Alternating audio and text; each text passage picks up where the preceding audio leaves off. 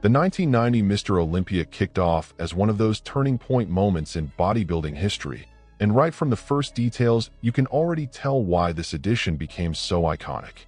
On September 15th, the massive Ari Crown Theater in Chicago welcomed the best athletes on the planet for another battle for the IFBB's Ultimate title. And just imagining the crowd's mindset at that moment is interesting. Everyone thought it would be just another Olympia. But no, nothing about that night would be ordinary. This event marked the 26th edition of Mr. Olympia, a contest that had already gone through decades of evolution, controversy, and reinvention. Every new year brought some kind of shift, but 1990 was destined to break the pattern completely. It wasn't just another chapter, it was a reset button. Another thing that added weight to this edition was the number of athletes involved. Even though different sources list slightly different numbers, the consensus is that around 19 competitors stepped on stage to fight for the Sando Trophy. That alone created even more anticipation. More athletes meant more variety in physiques, more unexpected outcomes, and of course, more reasons for fans to watch every second closely. But the real game changer, the one twist that nobody saw coming, was the surprise announcement that, for the first time in Olympia history, every single competitor would be required to undergo mandatory drug testing. A bold decision, controversial from the start, and one that instantly changed the entire trajectory of the event. You can practically imagine the backstage whispers. Who was actually prepared to compete clean? How much would this affect the physiques we'd see on stage? To make the whole situation even more dramatic, the prize money reached an unprecedented total of $200,000, the highest purse ever awarded up to that point. To understand why the 1990 Olympia felt so different, we have to rewind a bit and look at the bigger picture shaping the United States at the time. The country was in the middle of a full-blown moral panic over drugs and steroids, a fear that went far beyond sports and spilled into schools, homes, and national headlines. Society as a whole was pointing the spotlight at anything related to performance-enhancing substances. A big part of this tension came from the government's war on drugs, launched under President Reagan. The campaign brought harsher laws, tougher penalties, and a culture of constant surveillance that hit the world of sports directly. And whenever the government declares a war, the cultural impact is immediate. People everywhere start looking at the issue with suspicion and fear, and bodybuilding was no exception. Then came another key moment, the international shockwave triggered by Ben Johnson at the 1988 Olympics. After winning gold and breaking the world record in the 100-meter dash, Johnson tested positive for steroids, sending the sports world into chaos. If one of the most famous athletes on earth was using, who else was? That question echoed into every sport, including bodybuilding. To make things worse, news reports and studies began showing that steroid use was increasing among American teenagers. This sparked nationwide concern. For many parents, bodybuilding suddenly looked like a gateway to dangerous substances. Naturally, that pushed the leaders of the sport into a corner. Something big had to change. And so, in the middle of this turbulent atmosphere, Joe and Ben Weider, founders of the IFBB and creators of Mr. Olympia, decided it was time to implement mandatory drug testing for the first time ever. Their goal was clear: improve the sport's public image, protect athletes' health, and most importantly, align bodybuilding with the strict standards of the International Olympic Committee, IOC. Some even hoped that one day bodybuilding could make it into the Olympic Games, and 1990 felt like the first step toward that ambitious dream. When the IFBB announced the drug tests, a lot of people assumed it would be more symbolic than practical, something to polish the sport's reputation without real consequences. But that's not what happened. The Federation took the process extremely seriously, building a strict and structured system to ensure that only athletes who truly complied could compete. And this is where the 1990 Olympia starts revealing just how controversial it would become. Samples were collected 3 days before the contest, on September 12th.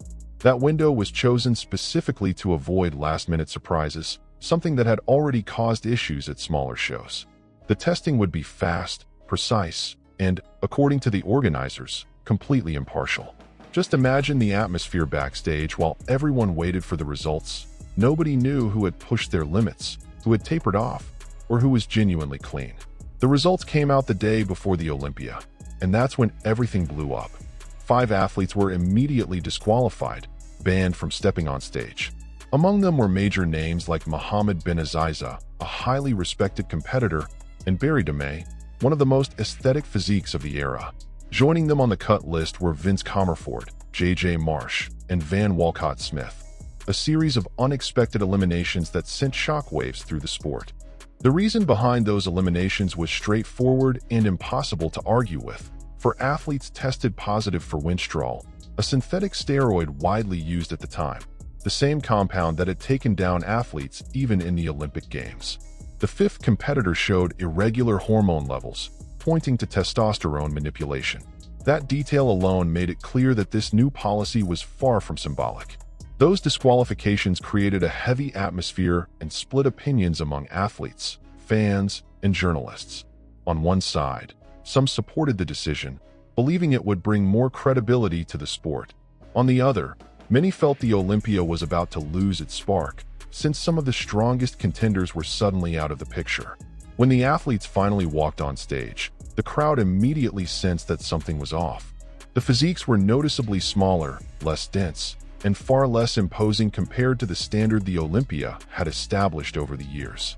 For many fans who expected massive physiques and extreme conditioning, it felt almost disappointing. And it didn't take long before harsh criticism began echoing through the theater. The bodybuilding media didn't shy away either. Journalists, photographers, and longtime analysts pointed out that the event simply didn't look like a traditional Mr. Olympia.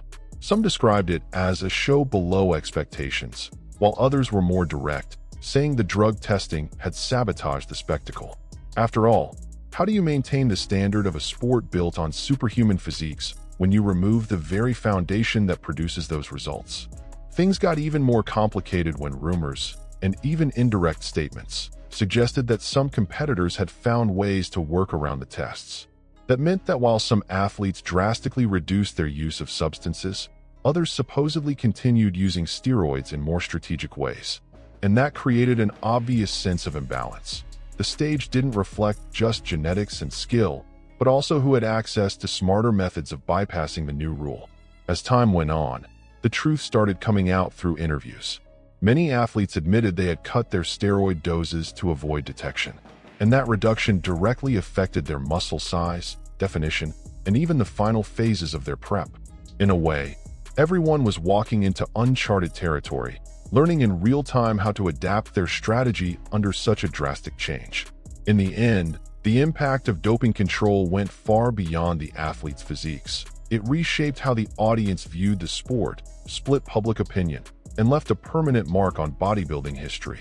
The big question that lingered was, could competitive bodybuilding truly survive under strict testing? And as the future would show, the answer seemed to lean toward a loud no. When judging began and the scores started rolling in, the audience realized that despite all the drama, there was still room for great battles on stage. The standout of the night was Lee Haney, who captured his 7th consecutive title, tying a historic record previously held only by Arnold Schwarzenegger. Haney wasn't in his biggest version, but his structure, density, and experience were still far ahead of the field. Even though he lost round 2 to Lee Labrada, who received a perfect score, the overall total secured Haney's win. In second place, Lee Labrada proved once again why he was considered one of the most complete and aesthetic athletes of his generation. His physique came in razor sharp, with a precise combination of symmetry and definition that impressed both judges and fans. Many people still believe this was Labrada's best chance to dethrone Haney, making their showdown one of the most discussed moments of that year. Do you think he deserved the win? That debate still lives on today. In third, Shawn Ray delivered his usual mastery in posing and stage presence. His conditioning was excellent, and his ability to showcase his physique helped cement his place among the elite. For many fans, this was the Olympia where Shawn Ray proved he'd be a permanent finalist for years to come. Rounding out the top 5, Mike Christian took 4th place, bringing size and strong stage presence even under the restrictions created by drug testing. Right behind him, Rich Gaspari secured 5th, maintaining his reputation as one of the most disciplined and consistent athletes of the decade. In 6th, Francis Benfato showed up with an incredibly aesthetic physique, all about symmetry and clean, harmonious proportions. The rankings that followed completed the picture of this historic edition. Frank Hillebrand in 7th, Samir Banout in 8th, Andreas Munzer in 9th, and Eddie Robinson in 10th. Then came Mike Quinn, Ron Love, Jean-Luc Favre, and Bernard Seely, closing out the list. Each of them represented their country with pride, even in such a complicated and unpredictable year for the sport. In the end, the results reflected a mix of skill, adaptation, and strategy. Despite all the uncertainty and the drastic changes, the 1990 Olympia still delivered an intense battle. Even if the physiques looked very different from what fans were used to seeing on the biggest stage in bodybuilding. The controversy surrounding the 1990 Mr. Olympia quickly grew to massive proportions.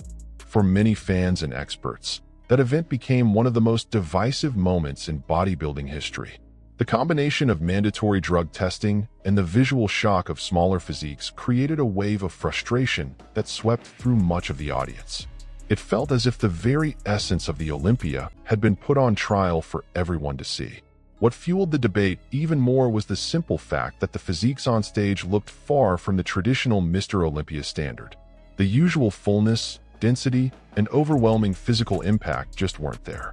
That led many people to claim that this edition showcased the least impressive physiques ever seen in an Olympia lineup, a criticism that echoed for months after the event.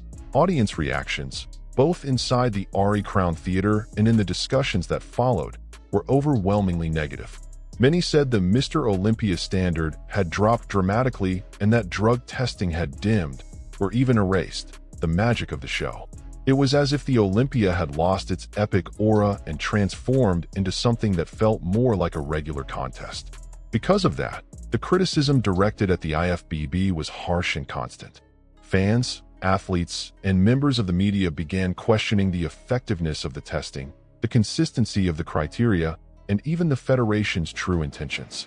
Was bodybuilding really ready to follow a cleaner path?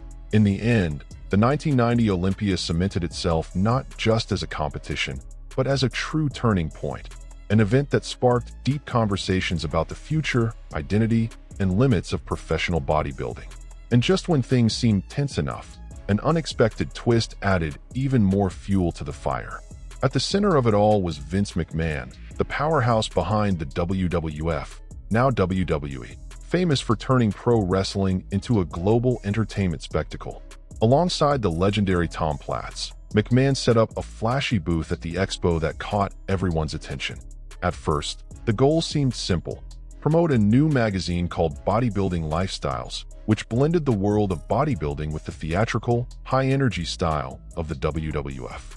But what nobody knew was that this booth was just the warm-up act.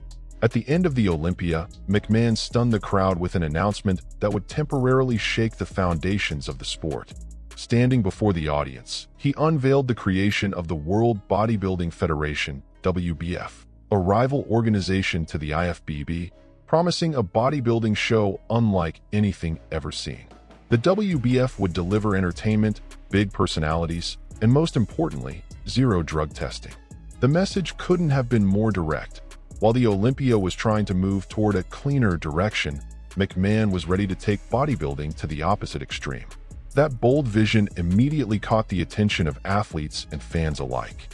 After all, who would turn down bigger paychecks, more visibility, and fewer restrictions? Even though the WBF wouldn't last long, it made a huge impact. Several athletes jumped ship, temporarily weakening the IFBB and piling even more pressure on the organization at the worst possible time. The result was immediate. To avoid losing more competitors, the IFBB dropped drug testing entirely by 1991, ending the bold experiment started the year before. In other words, the 1990 Olympia didn't just face an internal crisis. It was also hit by an external wake-up call that helped shape the future of professional bodybuilding. The IFBB's reaction to everything that happened at the 1990 Olympia was quick and very telling. After dealing with heavy backlash from fans and watching several athletes jump ship to the brand new WBF, the federation realized that sticking with drug testing could threaten not just competitiveness, but the very survival of the sport. The pressure was immense, and the final decision became unavoidable. Drug testing would be completely dropped the very next year. And so, The 1991 Mr. Olympia marked the return to the traditional format, fully untested, exactly the way fans were used to seeing it. That shift brought back the extreme, visually overwhelming look that had always defined professional bodybuilding. Many spectators celebrated the change, believing that the sport had finally regained its original identity, one built on genetics, discipline, and yes, the use of substances that push the human body beyond its natural limits. This return to the old model had a direct impact on the results. Lee Haney, already a legend, claimed his 8th and final title, ending his Olympia career with total dominance. With bigger physiques returning to the stage, the 1991 contest reinforced Haney's place as one of the greatest of all time and showed that bodybuilding had slipped right back into its familiar trajectory. But that shift came with a price. The 1990s would soon be defined by a dramatic surge in the use of various substances, not only steroids, but also dangerous diuretics and extreme dehydration protocols. The result was the rise of physiques that were increasingly dense, dry, and massive, true giants who stunned audiences and redefined the sport's standard year after year. Unfortunately, that radical progression brought consequences. The post-1990 era also saw a dark wave of premature deaths among athletes pushing themselves far past biological limits. This contrast between triumph and extreme risk became a defining mark of the decade, reminding everyone that behind the bright stage lights, a very high price was being paid by those chasing physical perfection. As time went on, many athletes who lived through the 1990 Olympia began speaking openly about how that edition shaped their careers. Among the most insightful voices was Lee Labrada, the runner-up that year and one of the most respected bodybuilders in the world. His reflections help reveal just how complex things were behind the scenes, far more than the audience could ever see from the seats. Labrada explained that he believed drug testing was fair as long as it was applied equally to everyone. That simple statement carried an implicit criticism. Many athletes felt that some competitors found ways to slip around the rules, while others had to drastically cut their substance use. That imbalance reinforced the idea that 1990 was defined less by strict policing and more by inconsistency. Another key point Labrada mentioned was how he personally approached steroid use. He said he used lower doses than many athletes at the time, which explained why his look didn't change dramatically between 1989, 1990, and 1991.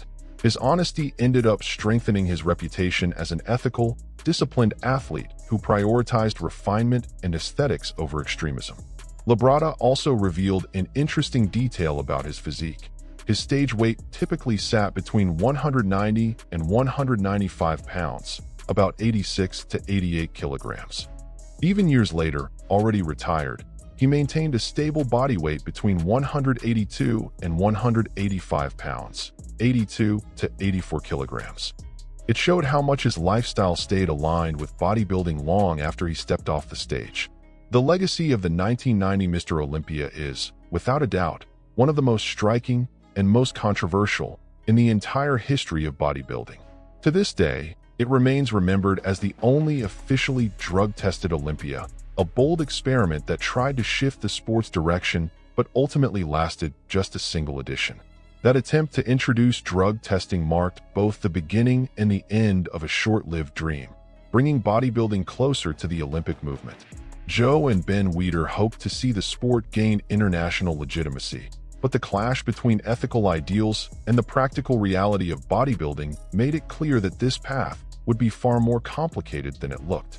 In the end, the 1990 Olympia became an experiment that would never be repeated. That year also symbolized a deep conflict that still shapes the sport today. On one side, the undeniable reality of steroid use. On the other, the ambition to promote a more ethical standard.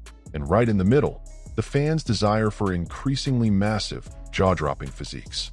This collision of interests sparked a debate that remains alive, raising questions about health, limits, and the true purpose of professional bodybuilding. Because of all this, it's no surprise that the 1990 Olympia is still remembered with nicknames that perfectly capture its unusual atmosphere. Some fans call it the Weird Olympia, others say it was the Doping Control Olympia, and there are those who refer to it as the Downsized Olympia. Each name reflects a different perspective, but all agree on one thing. There has never been another edition like it. After revisiting everything that happened, it's clear that the 1990 Mr. Olympia wasn't just a competition. It was a complex chapter filled with twists, turning points, and lessons that still echo through the sport today. And if you've made it this far, it's because you genuinely enjoy understanding what happens behind the curtain. The backstage stories that shape bodybuilding and the moments that define entire generations. That means you're part of a special group within our community. People who want to go deeper than the surface. So before you head to the next video, I want to ask for something that really makes a difference for the growth of this channel. If this content helped you see the 1990 Olympia from a new perspective, hit that like button. It supports our work more than you can imagine. And if you want to take it a step further, consider becoming a channel member. It's a direct way to keep this journey alive as we explore the most defining stories in bodybuilding history.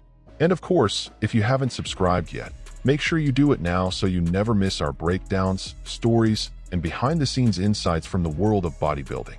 We're building an amazing community here, and you're a fundamental part of it. Now, if you want to keep diving deeper into this world, I invite you to click on the video that's popping up on your screen. I'm sure it'll complement everything you've just watched. See you there.